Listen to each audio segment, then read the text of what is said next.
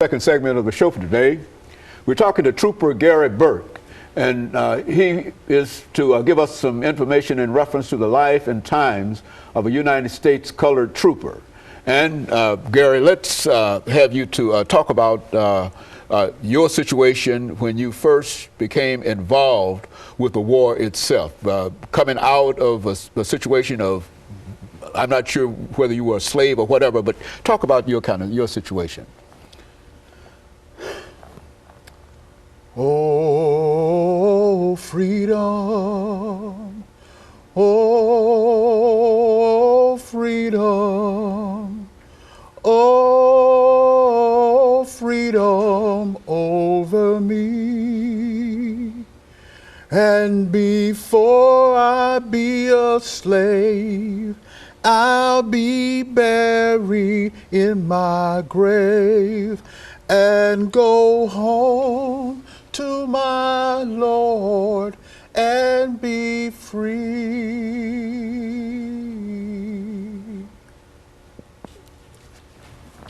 I have to start out saluting our ancestors because that's why I sit here today.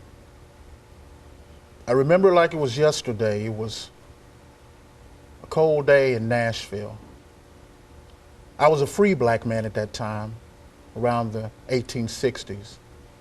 There was a little over about 1,500 free blacks. And I saw my people as they came into town to do different tasks for their masters. And I couldn't understand why was I so blessed. And I didn't know what to do about that. So I kept on working as a teamster, getting odd jobs for my family to help support. I heard this story about a war starting. I didn't know what a war was. Anything hadn't happened like that before. But as I heard the rumors going around, they said they were signing black men up. There was some document they called the Emancipation Proclamation, I believe. And it freed some of our people. I had a choice to make. What am I going to do? Am I going to sit down or am I going to stand up? So I decided to stand up. Around Nashville at that time, the talk was about the Union soldiers might be coming too, and they start marching into town around 1862, and they were building this fort called Fort Negley, I believe. And I remember it was a Sunday morning, my sister and I were in church. We were getting our praise, thanking God for our freedom. And then the door swung wide open. And here come these men in blue suits coming in with guns, taking us all out. They marched us to this place they affectionately called St. Cloud Hill. Today they call it Fort Negley. Well, they forced us in these work groups. They called us contraband, I believe is the name that they used. They lumped us all together to do tenuous tasks on this fort. It took almost 6 months to build that fort.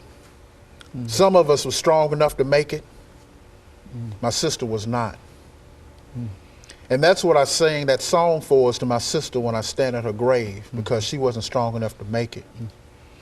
As more men started to fall on the Union side, there was more rumors about signing up for the Union Army. So I went to Murfreesboro, Tennessee, and they were signing up African Americans there. And I signed up on a regiment called the 13th United States Colored Troops Regiment. They're an infantry regiment. We got our training there at a place they call Fortress Rosecrans. We got formal training and our marching and those duties that revolved around soldiering.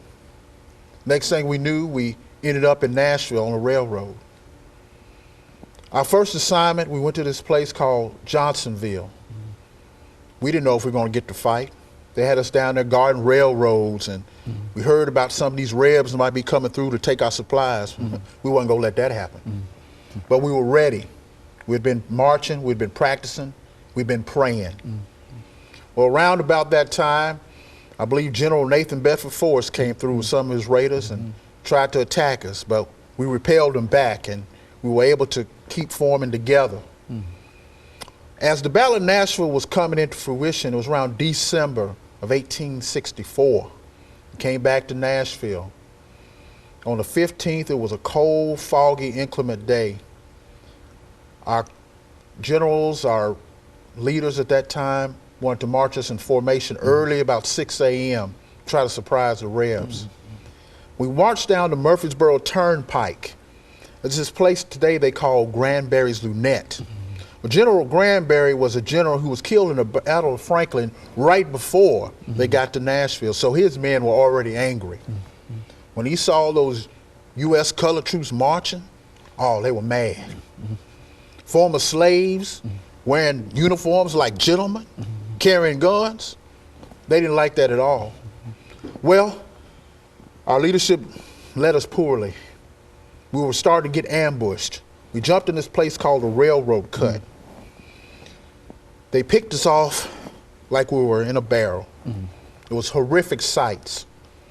They used something called canisters. I think today if you used a coffee can, it was full of these bullets they call mini balls, like I'm holding right here.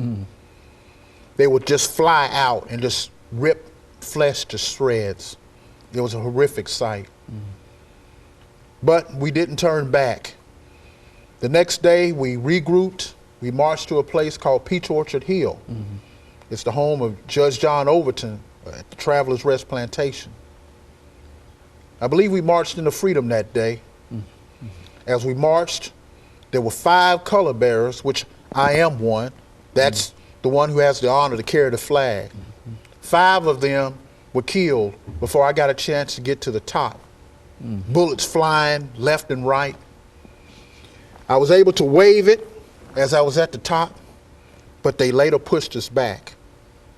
And as we regrouped, we had more support from other regiments. We ultimately won the Battle of Nashville. I think about the words that our great emancipator Frederick Douglass said, that once let the black man get the letters U.S. upon his person, let him get eagle on his bullet, on his buttons, musket on his shoulder, and bullets in his pocket, and there is no force on earth that can deny his right to citizenship. That's what Frederick Douglass said. And of course, let me take this the second commercial break, and then we'll come back and we'll continue our narrative here. And we'll be back with our audience following this very, very short commercial break.